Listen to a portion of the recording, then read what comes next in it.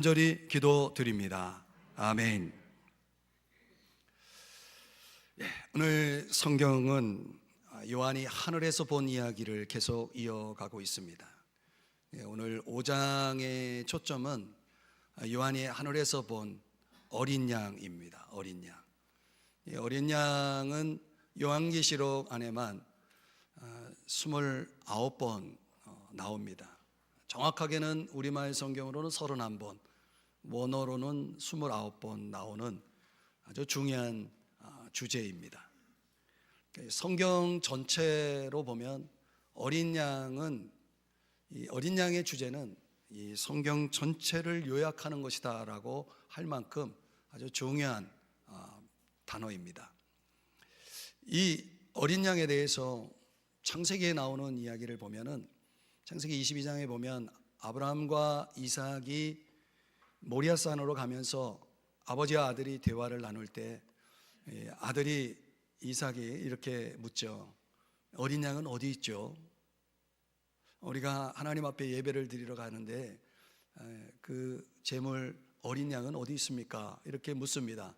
그러자 아브라함의 대답은 뭡니까? 하나님이 준비할 거야. 하나님이 준비하실 거야. 이렇게 대답을 했죠.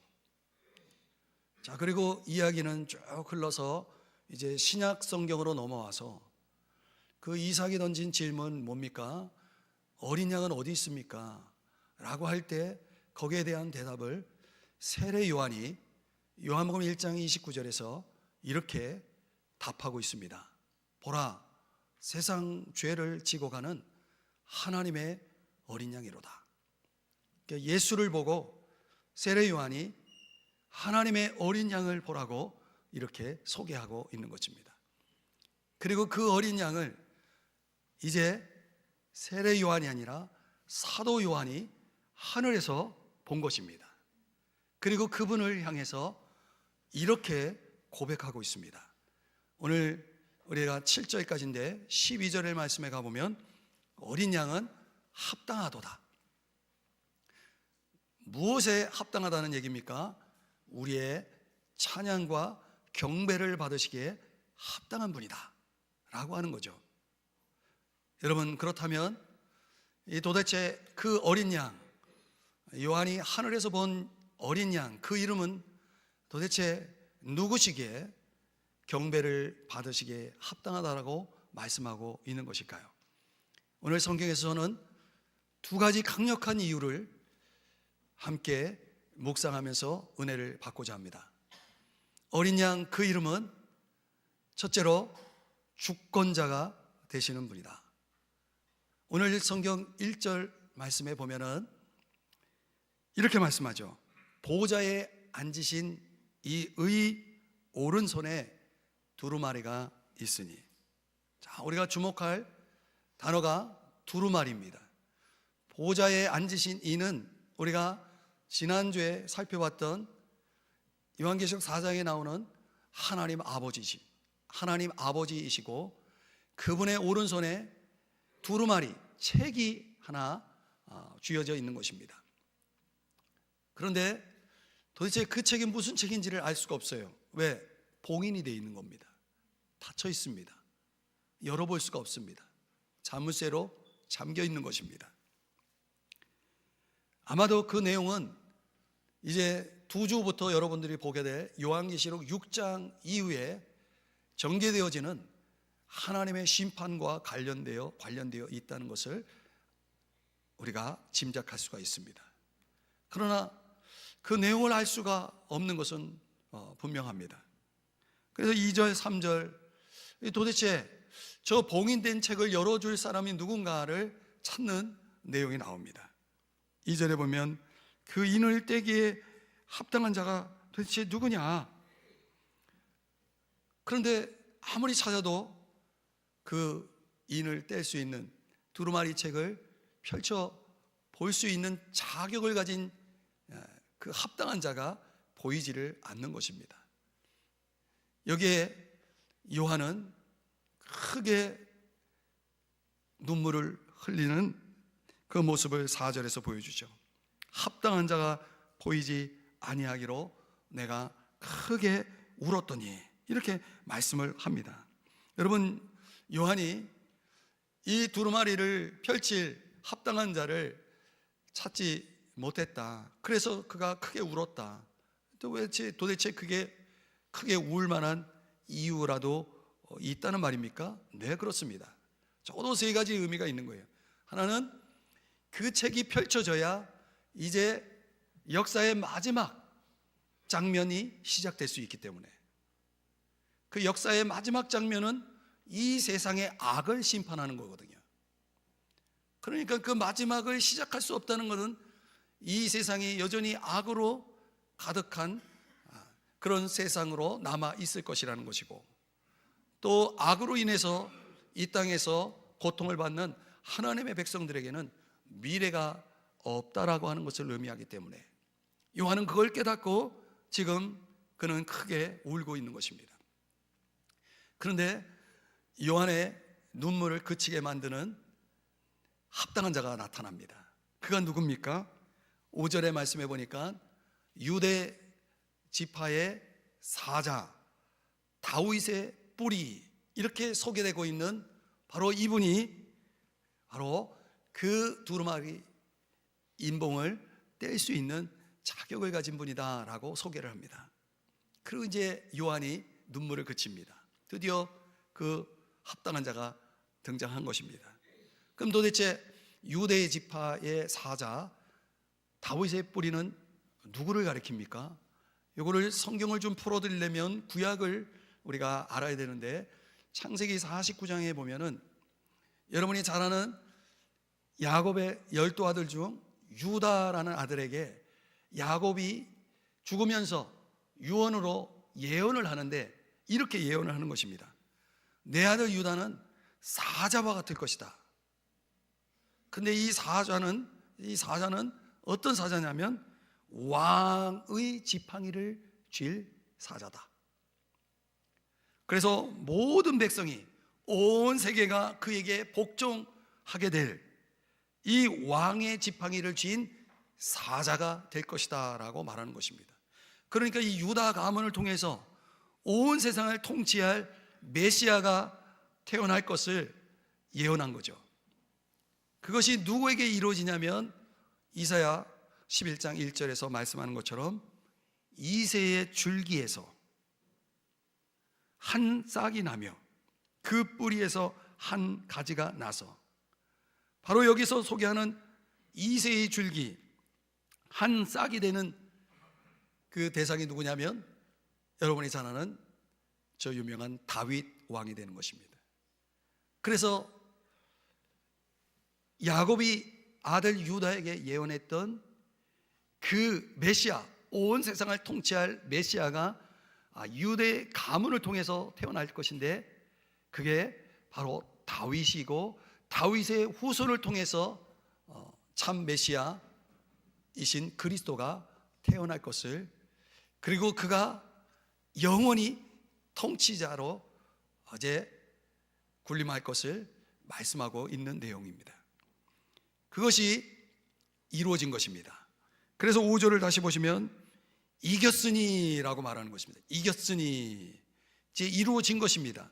온 세상을 통치할 수 있는 그 자격을 가진 그분이, 즉 예수 그리스도가 드디어 두루마리를 펼쳐서 그 인을 떼서 역사의 마지막 일들을 이루어 나갈 수 있는 자격을 취하시게 되었다는 것입니다. 언제 그 자격을 취했는가? 언제 이겼는가? 어떻게 이겼는가? 빌립보서 2장 8절이야 11절의 말씀의 내용을 여러분의 목소리로 함께 이 말씀을 좀 읽어주시겠습니까? 다 같이 시작.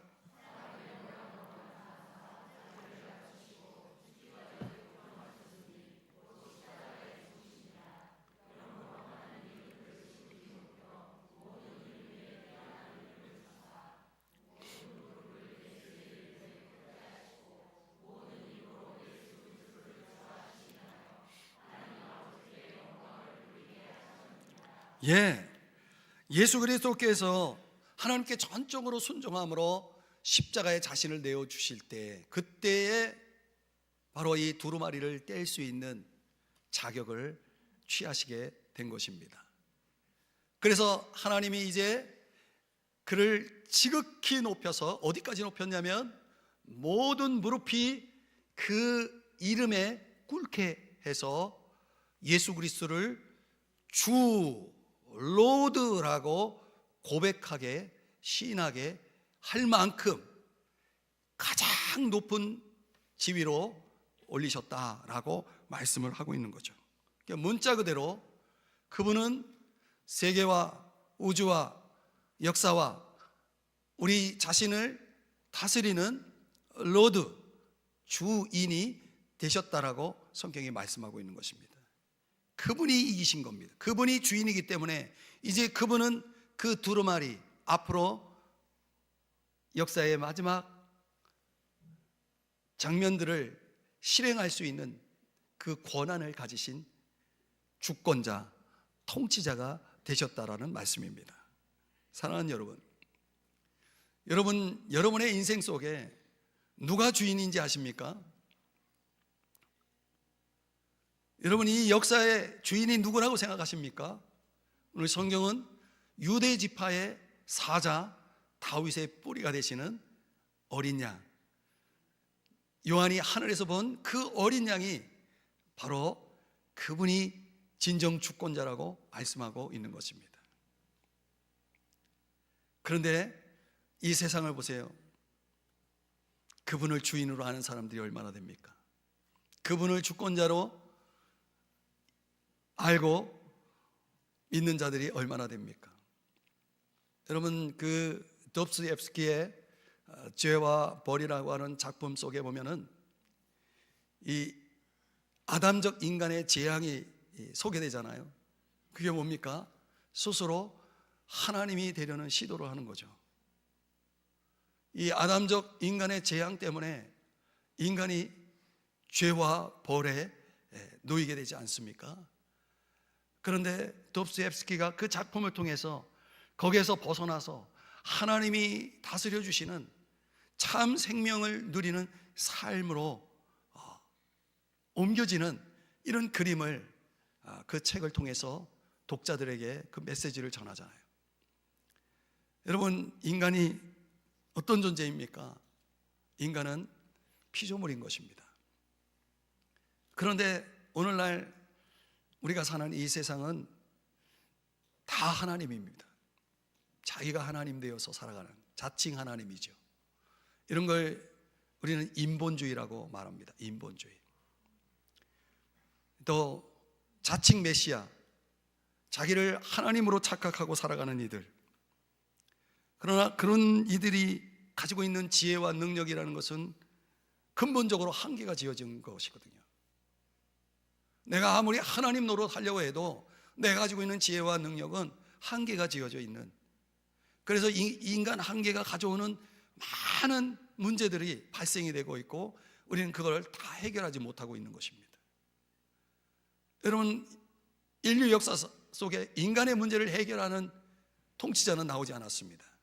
그런 하나님은 존재하지 않습니다. 인간 하나님은 존재하지 않는다는 거죠.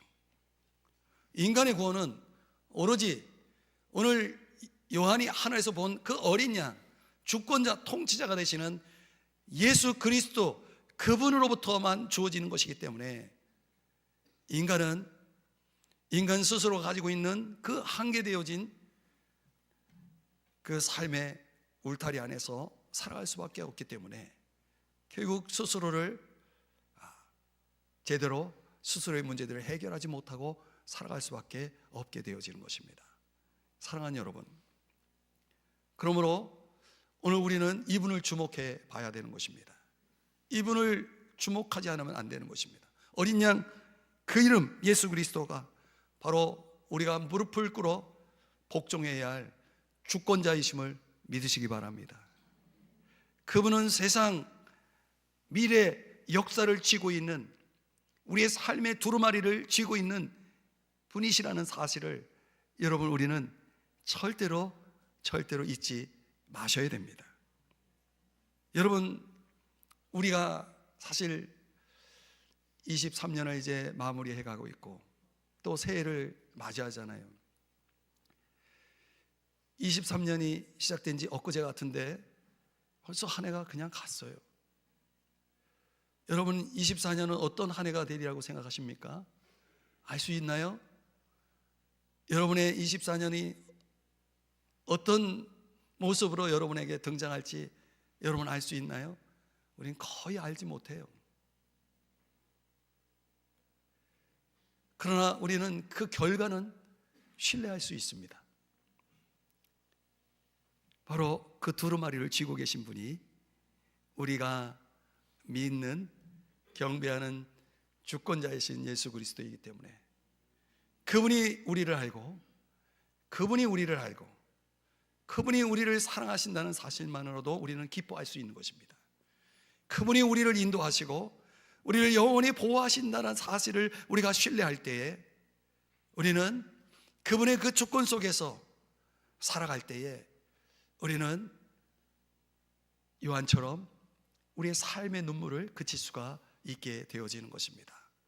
사랑하는 여러분, 그분은 주권자이시기 때문에 오늘 성경에서 그 보좌 중앙에 서 계시는 그 예수님, 어린 양 예수님의 모습을 보여주는 것은 그분이 또한 심판자가 되신다는 사실도 우리에게 보여주는 것입니다.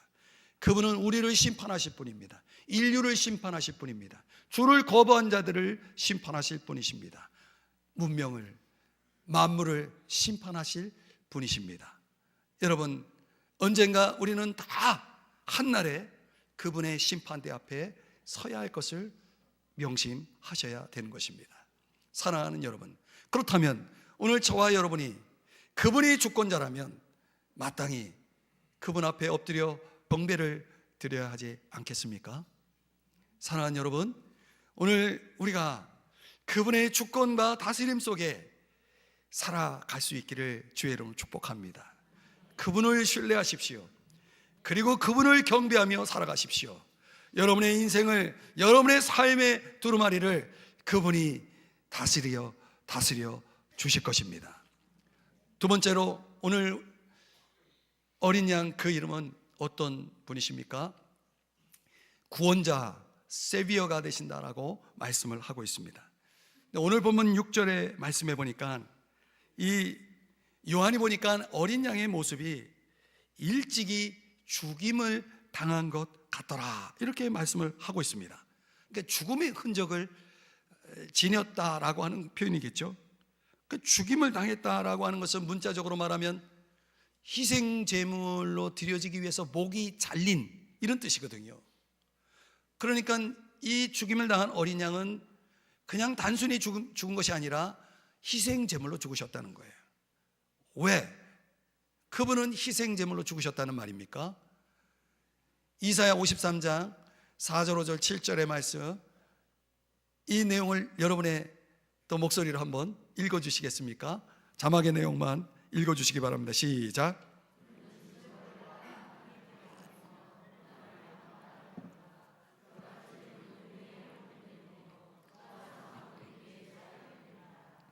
마치 도수장으로 끌려가는 어린 양과 털 깎는 자 앞에서 잠잠한 양같이. 아멘.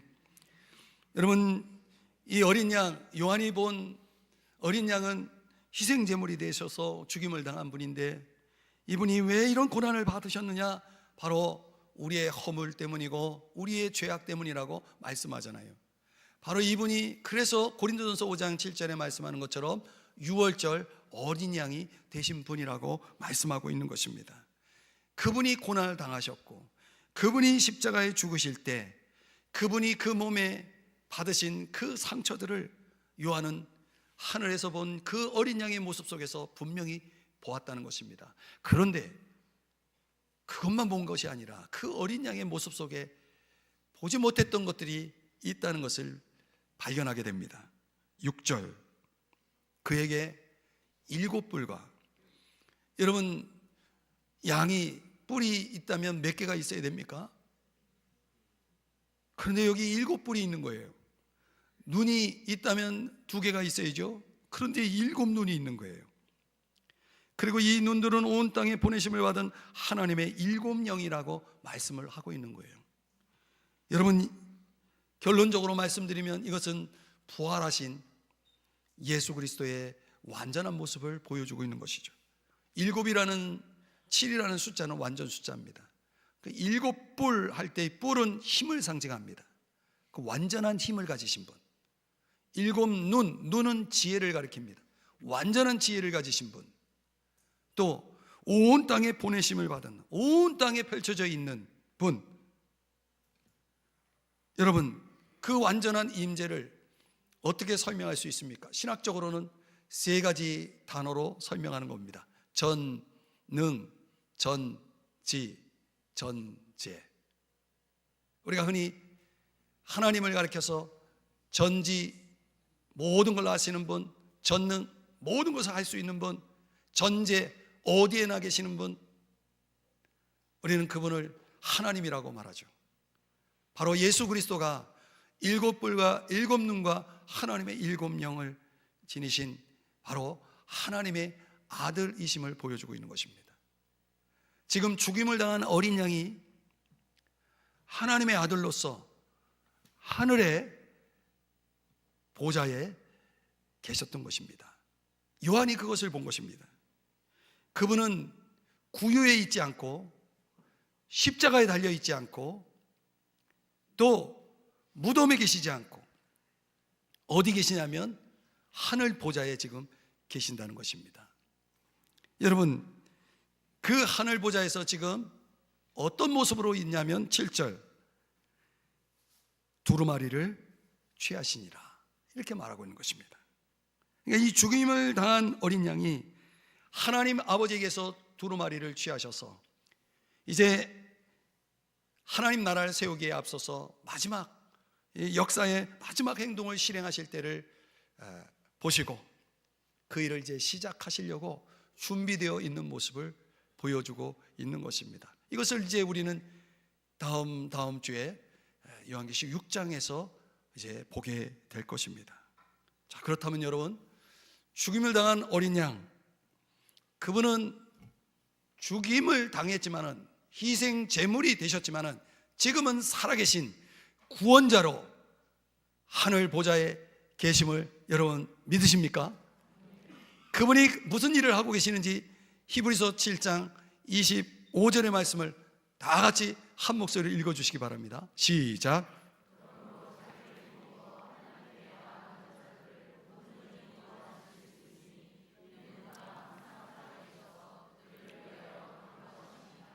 아멘.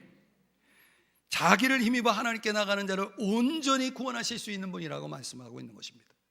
그분은 지금도 살아계셔서 우리를 위하여 기도하고 계신다라고 말씀을 하고 계시는 거죠. 여러분, 어떤 유대인들은 이 죽임을 당하는 어린 양 예수의 모습을 보면서 실망했습니다. 그는 실패했다. 그리고 떠났습니다. 그 십자가에 달려서 비참하게 죽임을 당하는 어린 양의 모습을 보며 어떤 유대인들은 무능한 자다 해서 그들이 고대했던 메시아 영웅이 아닌 무능한 예수를 버리고 떠났습니다. 오늘날 많은 이들이 그렇게 하고 있습니다. 여전히 실패자요, 무능자로 예수의 수준을 이해하고 있는 사람들이 많습니다. 아무것도 할 수 없는 분, 어디에도 소용없는 분. 여러분, 내가 이해하는 수준으로 예수 그리스도를 제한하시나요? 내가 믿고 싶은 예수를 믿어야 하나요?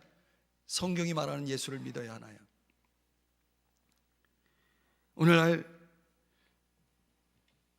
아직까지 예수를 구유에 누인 아기 예수로 믿는 사람들이 있습니다.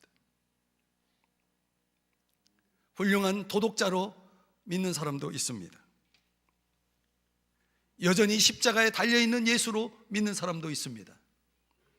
그러나 오늘 성경은 분명히 말씀합니다. 그는 살아계셔서 전지하시고 전능하시고 무소부재하신 하나님의 아들로서 우리를 온전히 구원하실 자로 하늘 보좌에 계심을 말씀하고 있습니다. 그분을 믿으셔야 됩니다. 그분을 받아들이셔야 됩니다. 그분과 함께 하셔야 됩니다. 그러면 그가 그의 모든 고난을 영광으로 바꾸신 것처럼, 부활의 영광으로 바꾸신 것처럼, 오늘 저와 여러분의 고통과 고난도 영광으로 바꿀 수 있는 구원자가 되심을 믿으시기 바랍니다. 바로 그렇기 때문에 우리는 그분을 경배해야 마땅한 것입니다. 경배해야 마땅한 것입니다. 이제 말씀의 결론을 내립니다. 장바니에라고 하는 사람이 인간되기라고 하는 책에서 자기 존재를 찾아가는 과정을 설명하는 내용이 있습니다. 근데 거기서 두 가지의 깨달음을 나누는데요. 하나는 인간이 인간 되려면 자기의 한계를 깨달아야 된다. 그러니까 내가 가지고 있는 것이 아무것도 아니라는 사실을. 그래서 크신 주의 능력 앞에 겸손해질 때, 그 주의 능력 앞에, 하나님의 능력 앞에 겸손해질 때 인간이 된다는 거예요. 여러분 생각해 보세요. 좀 맞는 얘기 같지 않습니까? 인간일 수 있을 때는 겸손해야 됩니다. 크신 하나님 앞에 이 작은 나의 모습을, 아무것도 아닌 나의 모습을 깨달을 때, 그때 참된 인간의 모습을 가질 수가 있게 된다는 거예요. 또 하나의 깨달음은 뭐냐면 한계를 깨닫는다는 거예요. 한계. 여러분 아까도 말씀드렸지만 인간은 사람 됨으로써 가진 한계가 있는 거예요. 그 한계를 알 때 사람이 된대요. 여러분 공감이 되지 않습니까? 내 한계를 알 때 내가 사람인 거예요. 왜 그렇습니까? 그때 은혜를 찾거든요. 여러분 은혜는 언제 찾습니까? 내가 아무것도 할 수 없을 때 찾는 겁니다. 저는 그럴 때가 많아요. 내가 아무것도 할 수 없을 때, 아무것도 할 수 없을 때 은혜가 필요합니다. 그때 하나님과 인간이 만나는 거예요. 하나님 은혜 없이는 내가 한순간도 살아갈 수 없다는 것을 아는 자.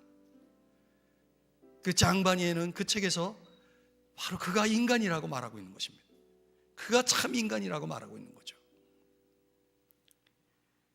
그런데 오늘 우리가 우리의 삶 속에 나의 참 주권자이시고 나의 참 구원자가 되시는 그분을 망각하고 살아갈 때가 많아요. 그분을 잊고 살아갈 때가 너무 많아요. 그리고 자기가 메시아처럼, 자칭 하나님처럼 아담적 인간의 재앙 속에 빠져들어가는 그런 사람들이 얼마나 많은지 몰라요. 죄송하지만 우리 속에도 있어요, 그런 사람들이. 제가 지난주 감기로 인해서 집에 많은 시간을 있으면서 들었던 찬양이 하나 있습니다. 근데 이 찬양이 정말 저에게 너무 은혜가 되는 거예요. 근데 이 찬양이 제 영어를 번역하면은 주님 내가 기억하게 하소서, 이런 제목의 찬양입니다. 좀 번역이 어색할 수 있겠지만은 제가 이 찬양 가사를 좀 읽어드릴게요. 내가 사랑하고 붙잡는 모든 것, 나의 것은 아무것도 없어요. 예수께서 내 삶이 빛나도록 허락하신 것이죠. 그러니 이 사실을 저로 하여금 기억할 수 있게 해주세요. 때로 추억의 커튼을 걷을 때에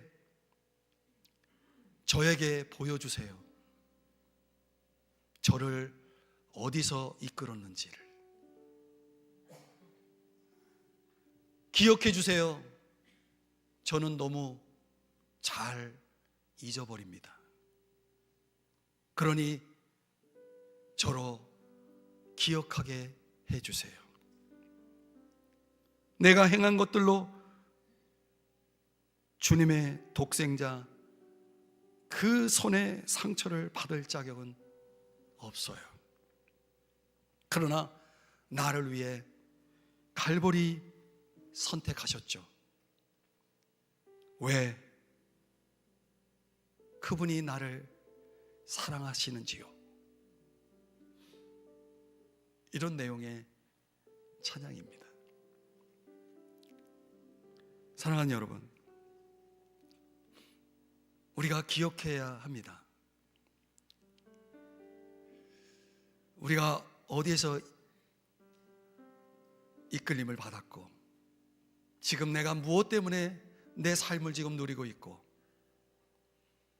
그리고 지금 내가 받고 있는 이 사랑이 무엇인지를 우리는 절대로 잊지 말아야 되는 것입니다. 유명한 기독교 저술가 C.S. 루이스가 영광의 무게에서 그런 말을 하더라고요. 비유하기를, 사막에서 길을 잃은 사람이 하나밖에 없는 우물을 놓쳤어요. 그러면서 그는 지금 어디로 갈까 여러 가지 여정들을 선택하고 있습니다. 여러분에게 묻습니다. 이 사람의 그 여정의 선택이 중요한 겁니까?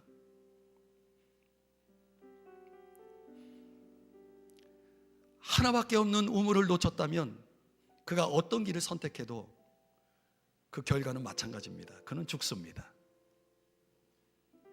저는 이 영광의 무게에서 소개하는 이 루이스의 그 메시지가 뭘 의미하는지 압니다. 우리가 중요한 걸 놓치면, 영원한 것을 놓치면 이 땅에서 어떤 선택을 해도 결과는 마찬가지입니다. 다 잃어버리는 것입니다. 나 자신까지도. 사랑하는 여러분, 오늘 이 말씀, 제가 오늘 컨디션이 좋지 않아서 설교를 짧게 했는데, 오늘 이 말씀 속에서 우리가 확실히 붙잡는 것은 이겁니다. 중요한 것을 놓치지 마십시오. 영원한 것을 놓치지 마십시오. 바로 그가 어린 양 그 이름 예수 그리스도라고 말씀하고 있는 것입니다. 그분이 우리의 두루마리를 쥐고 있는 주권자이시고 우리를 온전히 구원해낼 수 있는 구원자가 되시는 분이다 라고 말씀하고 있는 것입니다. 그러므로 우리는 그분을 신뢰해야 됩니다. 오늘 우리는 그분을 찾아야 되는 것입니다. 그래서 그분 앞에 엎드려 경배해야 되는 것입니다. 그러면 그분이 우리를 이끄실 것이고 우리를 다스릴 것이고, 우리는 알 수 없는 미래지만 신뢰하며 그분과 함께 24년을 또 맞이하여 걸어갈 수 있게 될 것입니다. 우리 모두 우리의 주권자, 우리의 구원자 어린 양 예수 그리스도 앞에 엎드려 경배하십시다. 기도하겠습니다. 사랑하시는 주님,